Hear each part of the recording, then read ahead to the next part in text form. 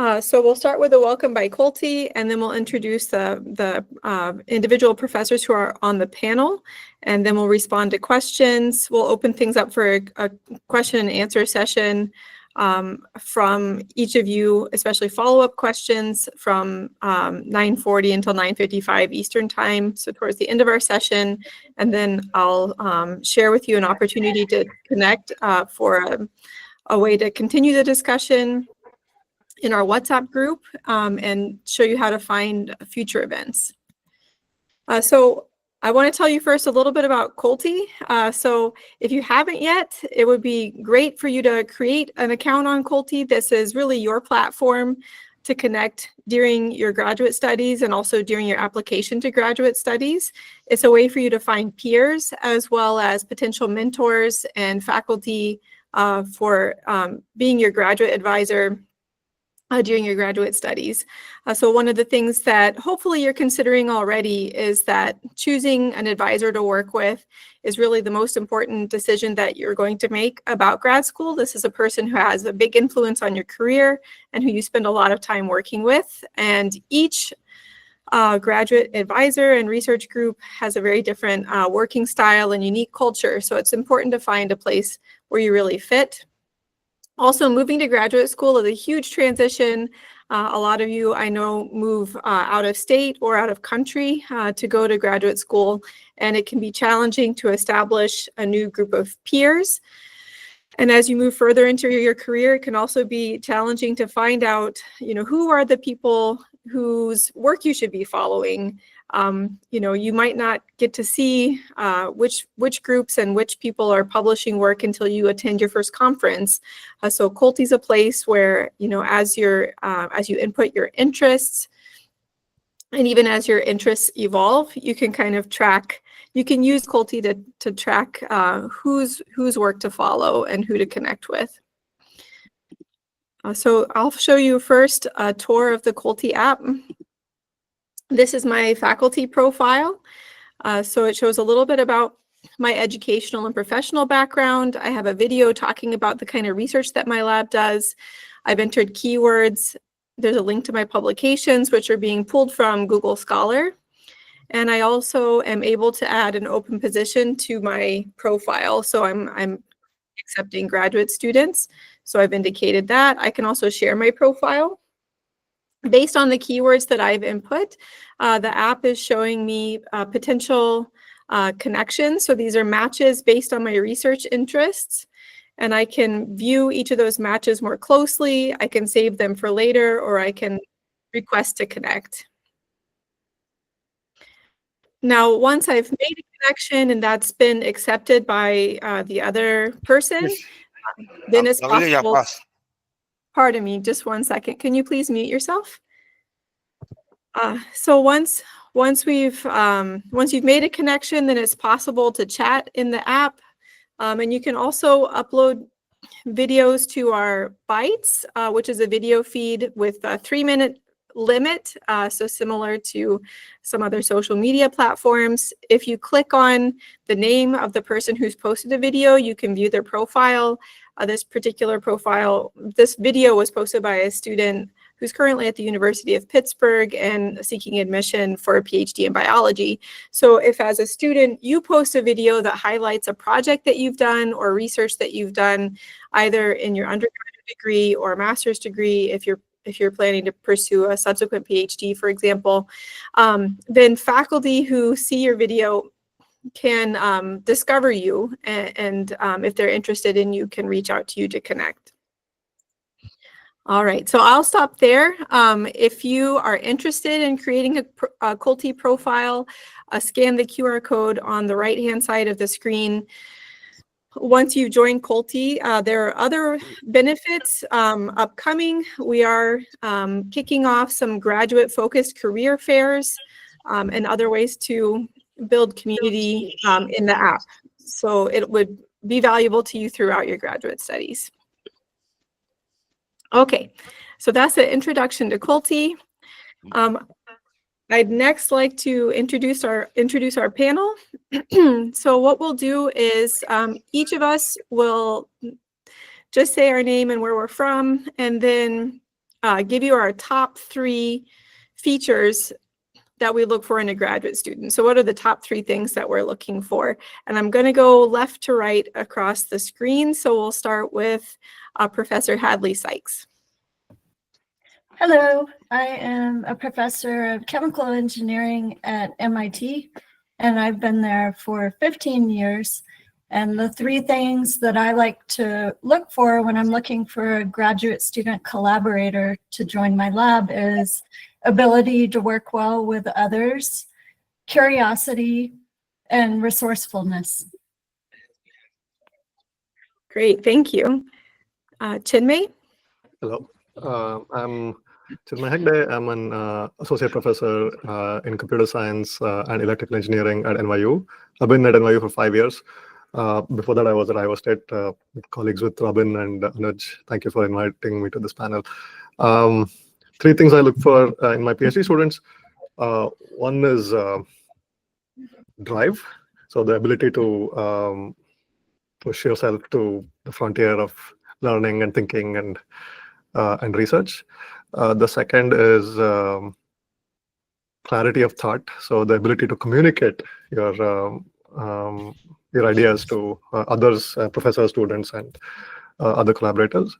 And then third is writing, so the ability to put your thoughts down into words, so that the precise nature of what you're thinking should become clear to both you as well as your collaborators. So, yeah, thank you. Awesome, thank you. Professor Van Veller. Hi, yeah. My name is Brett Van Veller. I'm at Iowa State. I've been an organic chemistry professor here for 10 years. What I look for has actually been touched on by what's already mentioned. I think just demonstration or evidence that you have an interest in scientific research, and oftentimes that that can be either through a company industrial experience or maybe during your academic journey. But a lot of the times hard work can make up for is kind of the most important ingredient you need in grad school. Awesome, thank you. All right, Professor Valapasalar. Anuj, do you know if Senem has been able to join yet?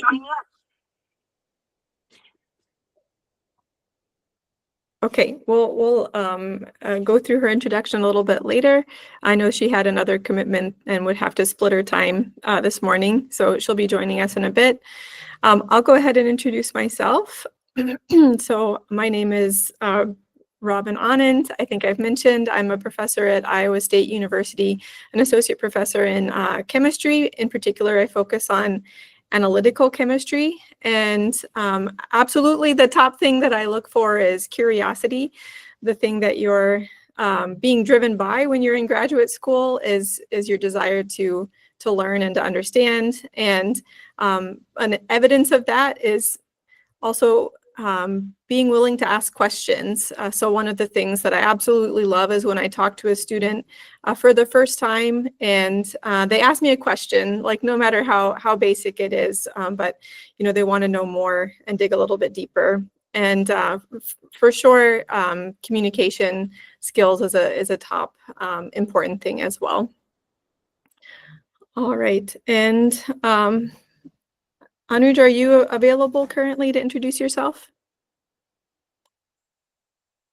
Okay, I think he'll also have to jump back on. So we're going to move into the question and answer session. So I will stop sharing my slides for the time being. Oh, Anuj, I see you've joined. Are you able to introduce yourself and give us your top 3 features that you look for in a graduate student? You're talking to me, Robin? Yes. Awesome. Let me see if I can turn on my camera. Hi, I'm Anuj. I'm a professor in civil engineering. Also work a lot with students from computer science and ECE at Iowa State University. The top 3 things which I look for is some kind of exposure to coding, It can be the exposure can come from like an internship you did, or if there's a capstone project which you have worked on.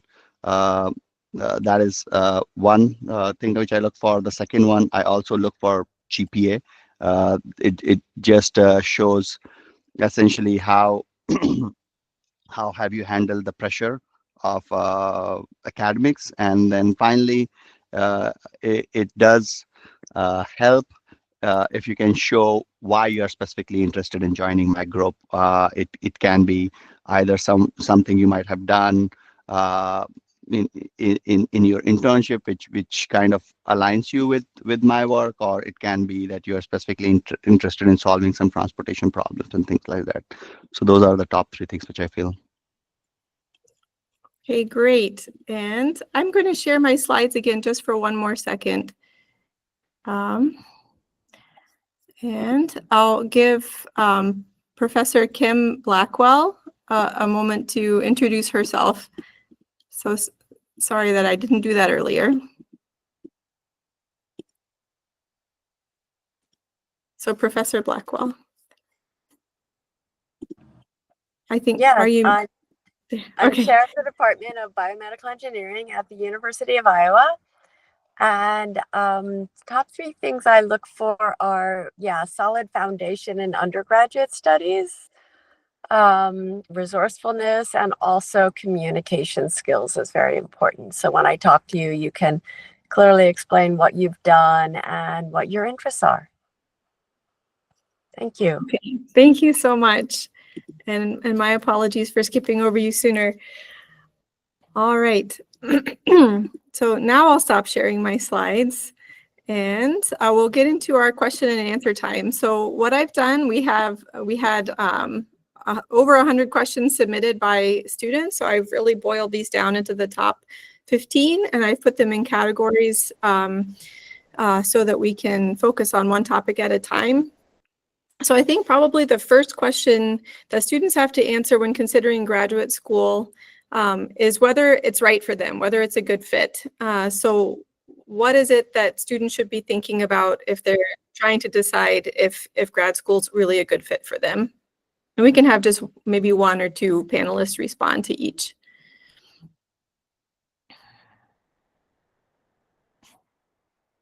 Well, I can speak up. I would say that you have to really, at least for a PhD, you have to really want to do research.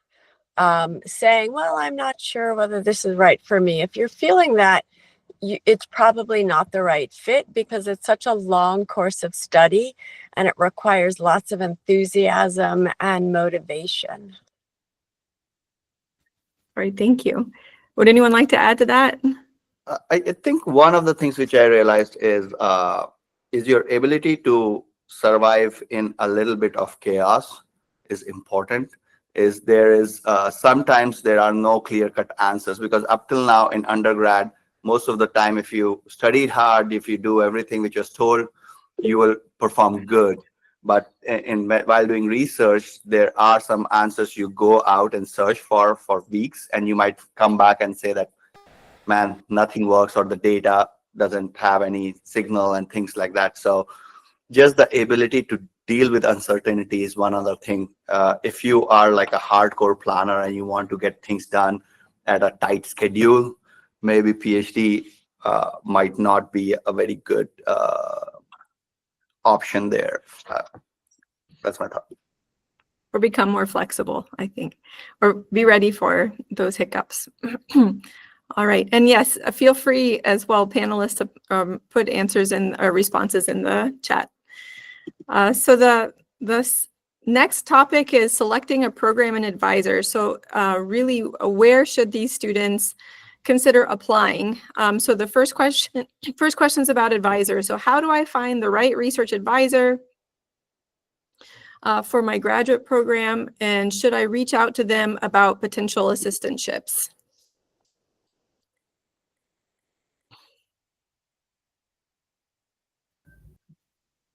Well, as I was just writing in the chats, different programs do admissions in different ways.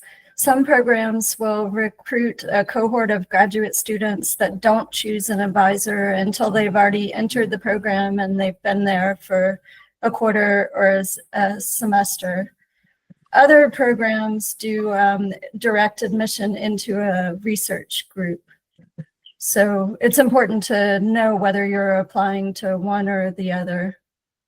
And Yes. if you're going to choose a cohort-based program, it's good not to bank on just one potential research advisor or group.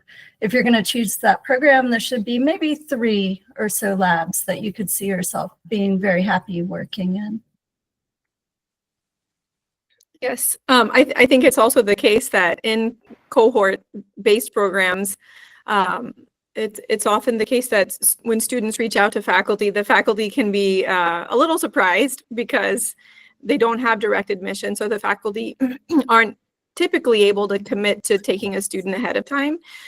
But there are appropriate ways to have those conversations about whether they're currently taking students, or maybe you can ask questions about the kind of research they do or their group culture. I would just like to add that it is even for people like some of the engineering programs where we hire directly, we don't necessarily answer to every email we get. So like if you are not getting a response from a professor, doesn't mean that they won't hire you. If you do get a response from a professor, your chances increase significantly. But sometimes what I have done is that we are reviewing in Feb, I'll go back and look at all my all the proposals together. So I would say that if you didn't receive any email from a professor, doesn't mean you shouldn't apply to that area. You still have some probability of getting admitted to that school. Just the chances of getting an assistantship become higher if you get a response.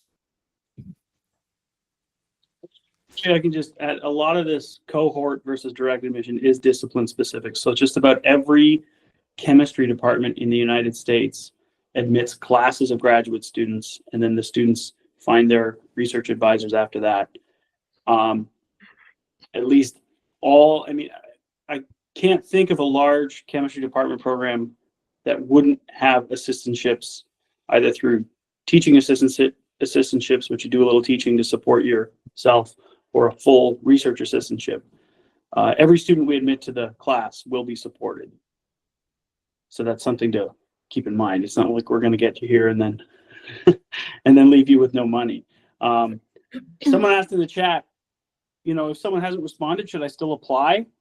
If it's free, yeah, why not? Especially if it's a cohort-based system. I make a point to respond to every single student who emails me about a PhD position, but it's some flavor of, this sounds great. Sounds like we have overlapping interests. I really encourage you to apply to our graduate program. Here's the link. That's Yes. how I do it. I don't respond to every single postdoc request, but every grad student request, I usually try to just direct them to our admissions portal. And Iowa State is free, so. Awesome. I do think a lot of programs have waived their application fees, which opens things up. Okay, the next question that we have is, let's see here. How do I choose the best fit? So, this is along the lines of what kind of questions should I be asking when I'm considering a research group? So I think sometimes students don't ask because they don't know what the differences might be from research group to research group. So what do you think the top questions are? I would ask questions that get at sort of lab management style or lab culture, because one of the criteria, especially if you're in a cohort group, is you want to decide if the lab is a good fit, not just based on research, but how does it feel working in that lab? So you could ask questions such as, what skills do you expect me to bring in, and what skills will I be learning? And then who will be training me in those skills? Like, will it be a postdoc or yourself? And how often are you going to meet with the PI? So that gives you an idea of their lab management style.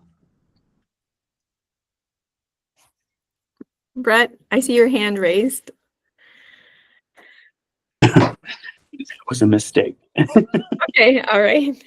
I can add something here. So one point I'd like to, I often tell students is, imagine yourself 2 years from now and writing the kind of papers that this lab is writing. Like, so go to a particular person's lab, see what papers they've written, and then see yourself writing the same type of papers. And that's I think, concrete way of figuring out whether you're a good fit or not. If you don't see yourself writing that kind of paper in 2 years, then maybe that's not a good fit.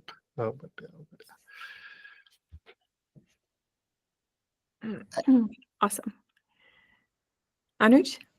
Oh, I was just going to say, if you do create the profile for Coltie, you can look at the publications the lab is printing easily, but you can also go to Google Scholar and find that information. One other thing along Chinmay's line is you can also look at how what kind of group you are getting into by seeing the number of publications they have had in last year. Is it mostly journal? Is it mostly what kind of conferences it has been to? Okay. Who's part of that group, that becomes important. So you can get a lot of information by just looking at the list of publications which have been published last year. Awesome. I'm going to move into the application process. So what are some of the key factors that graduate programs look for in an applicant? And are there some that count more than others?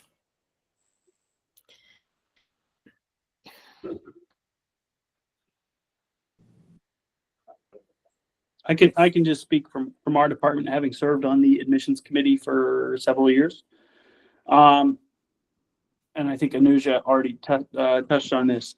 GPA does matter, right? We want to see that you are getting strong grades or marks in courses that might be relevant to what you list in your, say, personal statement, right? If you say you want to, you got a keen interest in organic chemistry, but you didn't really do all that well in your organic chemistry courses, that's going to lower your competitiveness.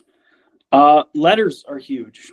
I think particularly letters from people who can speak about your critical thinking and how you operate in a lab and within a team are worth, are going to count the most. Letters of rec from, say, instructors in a course are obviously read and considered, but they're not going to hold as much weight. I think sometimes letters are too short as well. It might be positive, but there's not enough information there to really add to the. So can I make a suggestion to everyone who, and I did this throughout my entire academic career, I always wrote my own letter of recommendation, and then I would send that to whoever I wanted to submit the letter. So the idea is that you have a different vantage point than they do. You would emphasize different things, right?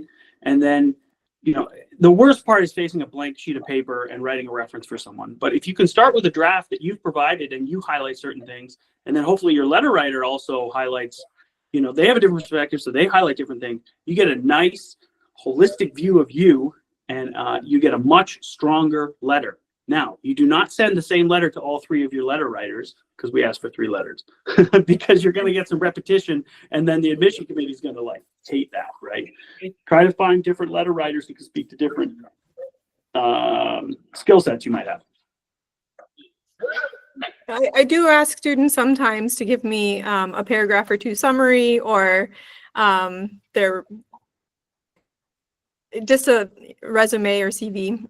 Robin, I tell them I do not write a letter. Write the draft. All of my students know that if they ask for a letter reference from me, they submit a letter of reference draft they have written with all the highlights. And then by the time I'm done with it, our letter is twice as long as the letter they gave me. Yeah, I do the same. Kim, do you have anything to add? Yeah, I just want to mention that also the personal statement, like what are your goals? And also equally importantly is why do you want to go to that particular university? And it would even be good to mention a few faculty you would like to work with, regardless of whether it's cohort or direct admit, because that shows that you really are interested in that university.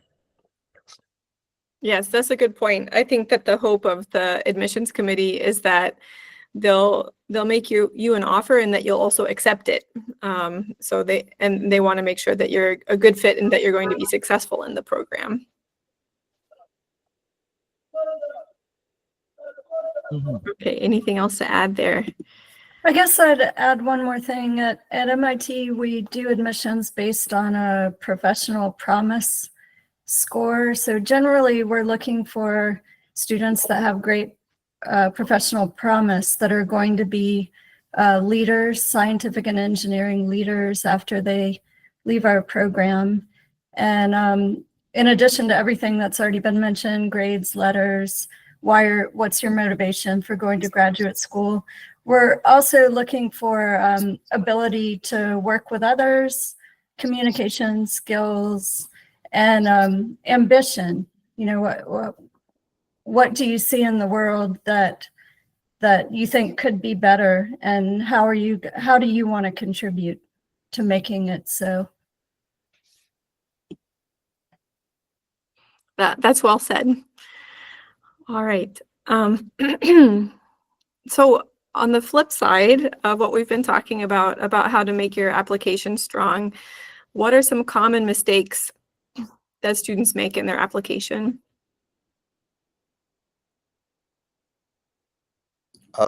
Asking me to get an admit in structurals program. So they haven't even read what I do and send me an email. Dr. Sharma, I'm really interested in your program and would like to contribute to structures area. Yes. So looking like you don't know the faculty or the program very well. I think another one is in this statement of purpose. Excuse me. A lot of times it's the case that instead of using a direct writing style that's very clear and to the point and highlighting fit or accomplishments or motivation, sometimes the statement of purpose can be too fluffy, or what's another word for it? Like a struggle to use like a creative writing style that's overly flowery. Also, if you're using ChatGPT, just realize that if it's not producing a good result, it doesn't matter whether it's coming out from ChatGPT or you're writing poor grammar. It just feels weird. And as soon as we start, it's not that you shouldn't use it to help improve your grammar, but just read it again so that as a human, you are getting across the point you want the point to come across. And it also kind of raises some flag that if you're not writing your letter of statement yourself, would you be writing a paper in the same manner? So that is another flag it raises. Another one I've seen is that occasionally a student will send in a letter of recommendation from a supervisor from some on-campus or off-campus job. So those are really not relevant unless you've had some leadership position and you want that person to highlight it. But otherwise, it has to be relevant to science.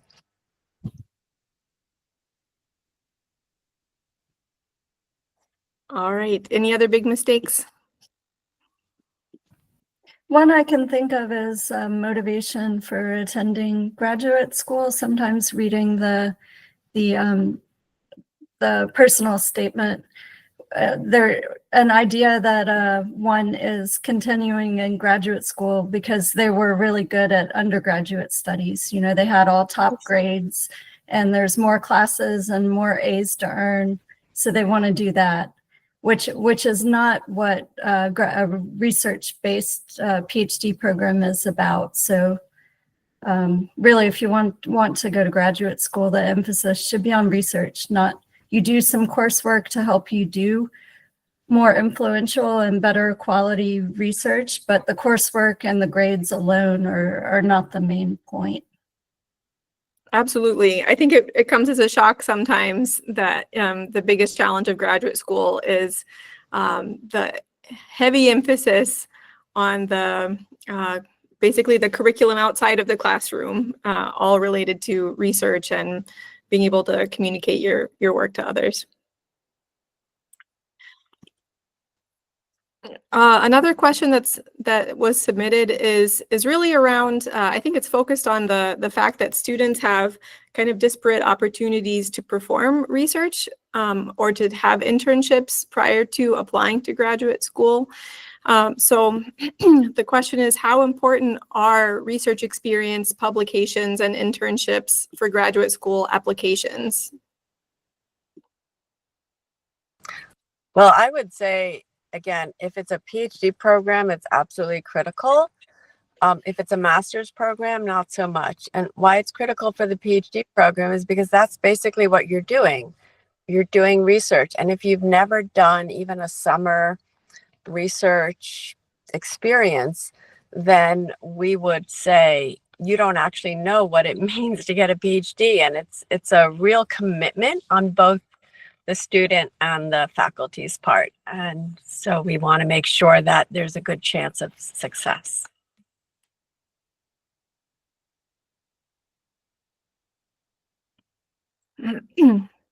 On that point, I was actually surprised once I started reviewing student applications, just how many students have research experience.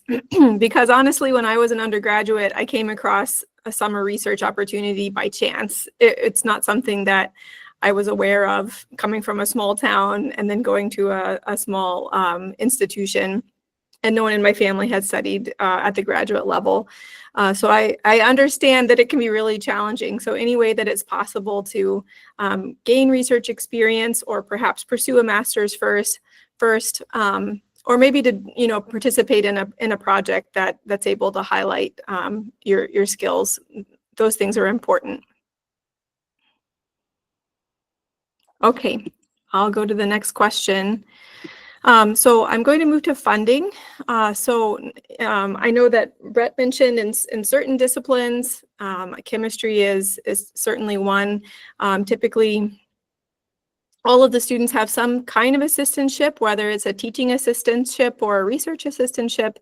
Of course, research assistantships are awesome because it allows you to focus on research, although getting that teaching experience can be really important and a good growth opportunity as well. But there are some programs in which the funding is almost entirely based on research assistantships, and in some programs you have to sometimes look outside of your own department to find financial support. So what are some of the best strategies for securing funding, especially a research assistantship?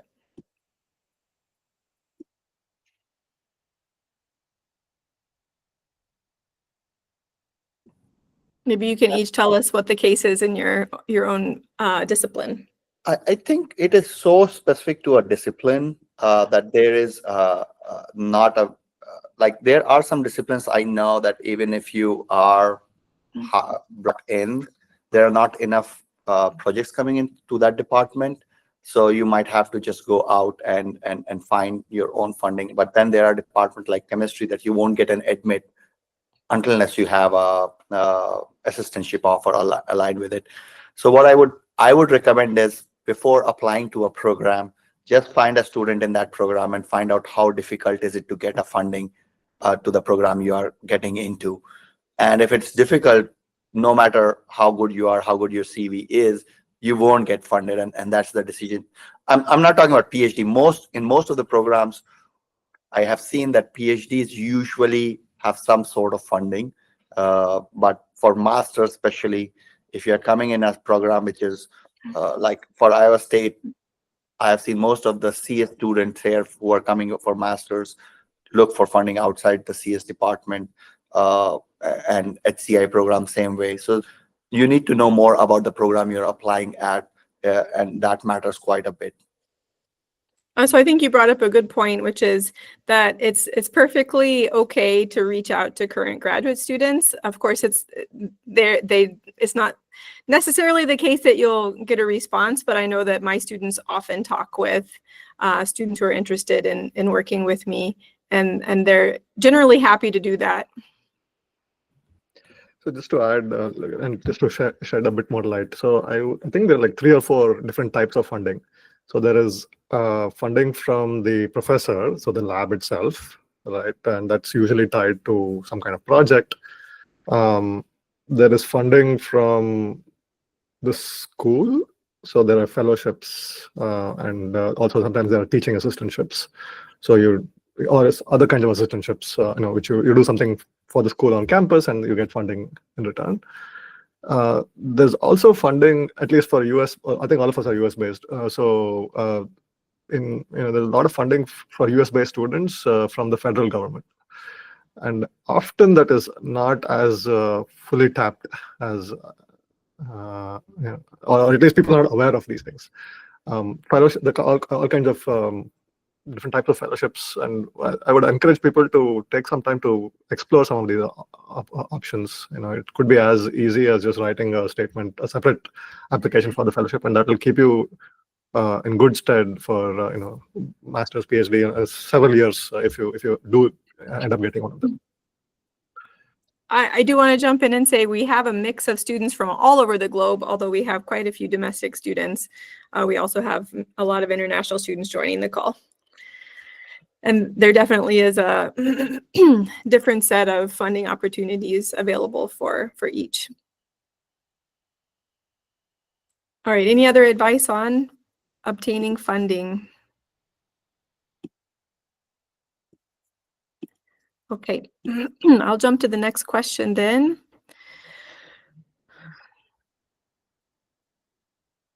Okay, these are some questions about graduate school itself and being successful in graduate school. I think there's maybe some, word on the street or hearsay that, graduate school can be very challenging.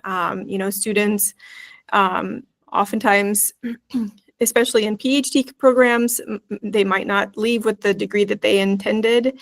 And there are many students, however, who are successful. So strategies for success are an important topic. So the first question is, how do I balance coursework, research, and securing funding during the early stages of a graduate program? So kind of strategies for balance. Again, I sorry, not to break in here. This is going to be very discipline specific. So in chemistry, typically all your coursework is done in the first year, and then your full-time research. Balancing getting funding, that's not something you'll probably think about here.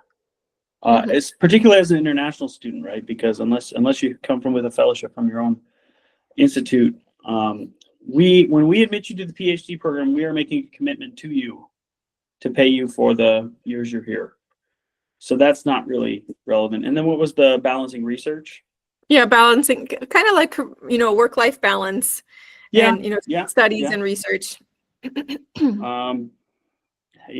going to be kind of up to you, really. You need to be, producing and making progress. And I don't really have a great strategy for that. I just think it's so specific to the person. Like I could say for myself, I never had an issue balancing work and life. Now I worked in grad school, I worked very hard, but I was really motivated in my project. So it wasn't like I needed a reason to work on it, I guess. Yeah, so I have a couple of comments on kind of the research and course load and balance. So when I was a graduate student, there was a big fluctuation in the amount of work that had to get done from week to week. And so that's something to expect. Sometimes I felt I was just working completely around the clock, and other weeks, the number of hours I put in was, closer to 40 hours. So I would say it'd be a factor of 2 difference between those two. So being flexible and this might require for some folks, if you have other responsibilities like kids, for example, you need to have supportive people around you who are able to help you out with the fact that your schedule can be sometimes unpredictable. The other thing that really struck me as a student is, there was a time that I was really very stressed out. One of the projects I had been relying on for a publication, it looked like we weren't going to be able to, finally publish on that work. And so I was very stressed out.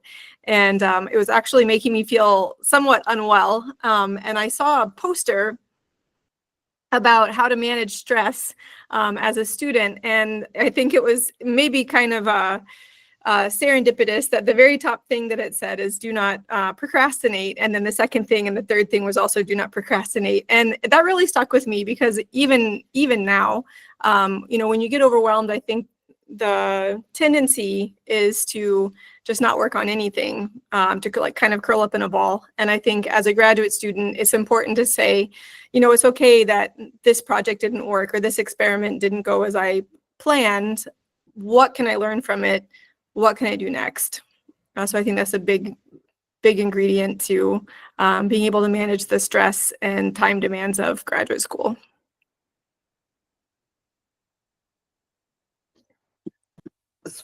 Especially for people who get into cohort hires, it might be a good idea to also talk to lab mates. So within a department, it might vary between labs. What is the typical workload and what is the working style of the professor? You need to find out as well, and then sometimes you have to just say that this is my 1 hour where I'll go out. At some point, it's your decision as well. So I think it's important to ask that question in the right way. So I know that some professors are put off or maybe a bit like concerned if they hear the question phrased as, how many hours do I have to work? Because then they feel that the focus of the student is maybe wrong. They would rather the student think about what does it take to be successful, or ask questions about research. So there are probably I think there are other ways to phrase that question, especially if you're talking to a current graduate student in the group. You can ask, what's your typical day like, or what's your typical week like, so that it's more about learning what it's like to be in the lab as opposed to asking for permission to work a certain number of hours, because graduate school is really not about just putting in the hours. In fact, sometimes if I see a student, I've had undergraduates before who had a specific number of credit hours of research they were taking with me. And there was one in particular who would come in and just sit at the desk and play like a solitaire on the computer. And I said, if you're not doing research, you don't have to be here, because it's really not about time. It's all about productivity in terms of problem solving and setting up experiments and learning. Okay, I'm going to break there and say, let's open things up for questions from the audience. If you have a question for the panelists, I know some of you've already been putting them in the chat, but if you'd like to ask one generally to the panel, feel free to put up a hand. You can use the raise hand button. Okay, Joe Wealth, go ahead. Okay. Good morning, everyone. Will it be possible for me to be interacting with my supervisor? I don't know. Right, be nice, because I would have loved to have a discussion with him, know him better than maybe before. Do you mean prior to applying, or no? after? I've done the application already. I've applied already. So I applied for industrial engineering PhD. So I don't know if it is possible for me to have interaction with my supervisor or to know him better. I think the issue is that you have applied and so have a lot of people. So unless you have been accepted and assigned an advisor, unless the advisor really wants to chat with you, that's their prerogative. But then you are in the same boat as anyone else reaching out to faculty. But once you have received a letter of admission and you have been assigned an advisor, it's pretty simple. You can reach out to them and say that I would love to chat with you. And in some cases, you might get admits from pre-school, and you can say that I'm making my decision. What do I finally end up with? And I would like to have 30 minutes of your time, and I'm pretty sure there will be a lot of people who will be willing to jump on a Zoom call and interact with you.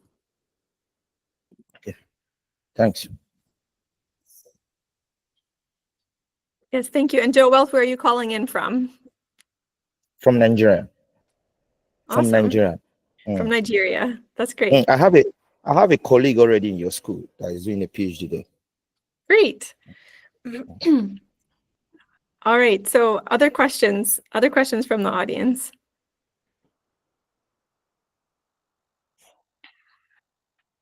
Don't be shy.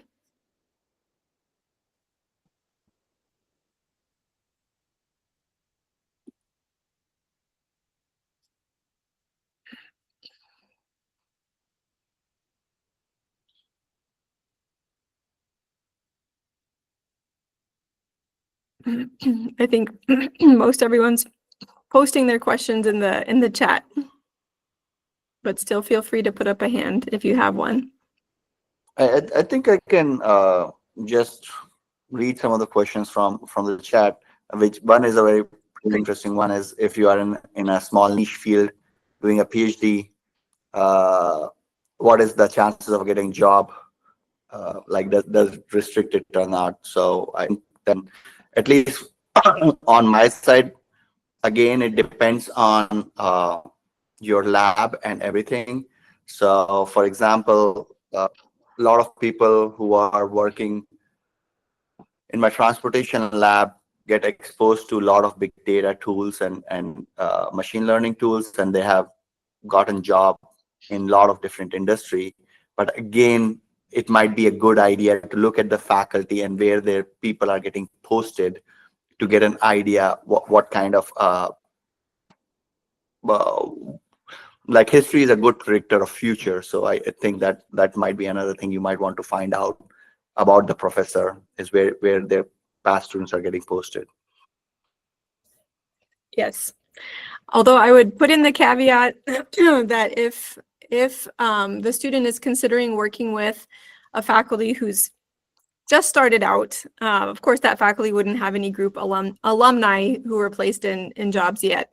So I remember students would ask me about where they could get a job if they worked with me, and I would have to refer them to the alumni lists of other faculty at other institutions who were in the middle of their career, so that they could get an example. Now that's not a problem. Now I have plenty of students who've graduated and have jobs, so I have a good track record.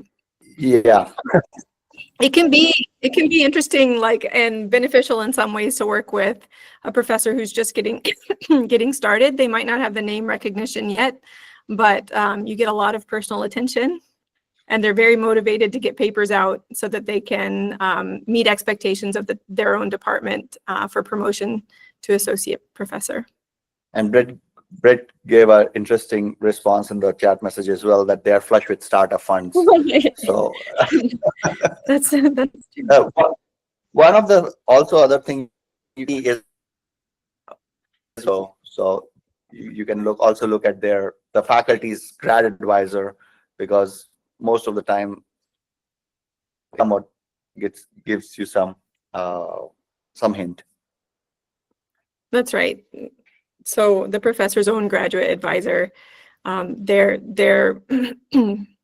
group culture or their publications and where their students went on to work can be an indicator of what you might be getting into. Okay, any other things that maybe the panelists feel like did not get covered in the questions? You know, some question that maybe should be being asked that hasn't been asked. I think one of the things which I feel a lot of people underestimate is once they get admitted, the expectation. Joe Wealth was asking the same question, is once you have admitted, can you send a note to your professor and kind of find an expectations? What do they have? If I want to do PhD, how long does it take in your group? If I want to, is there a publication requirement and all those things? Because in academia, sometimes we don't have some faculties have clear-cut standards what their expectations are, and some don't. So asking that question would be helpful. Is what your life is going to be for next 5 years.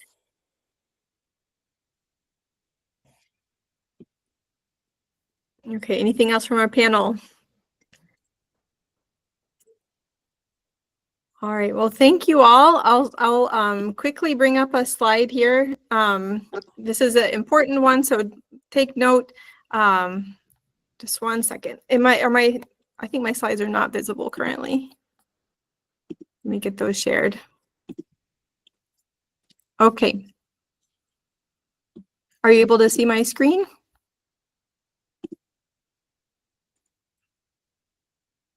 Yes? Yes. Okay, awesome. So I want to close things out by saying thank you so much for attending. I'm also going to encourage you to keep an eye on Coltie's news and events page. If you create an account in the Coltie app, which I hope you will, you'll also hear about other upcoming opportunities. And as I mentioned, some of those will be focused on helping graduate students connect with employers. And it's really never too early to start thinking about how you can build your professional network. And then at the right-hand side, there's a QR code, and this QR code is for a WhatsApp group for students who are planning to enter graduate school in fall 2025. So if you're applying currently and looking for fall 2025 admission, this is a group where you can continue to chat with a couple of us who are on the panel and get some feedback as questions come up. And as you are admitted, then join smaller groups associated with your cohort that's entering your institution.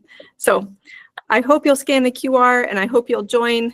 If you have not yet, you can also scan this QR code to download the Coltie app. And I think I didn't mention before, but it's absolutely free for both students and faculty to use. Right, so thank you all once again for joining. And hope you all have a good rest of your day or evening, depending on where you called in from. Thank you.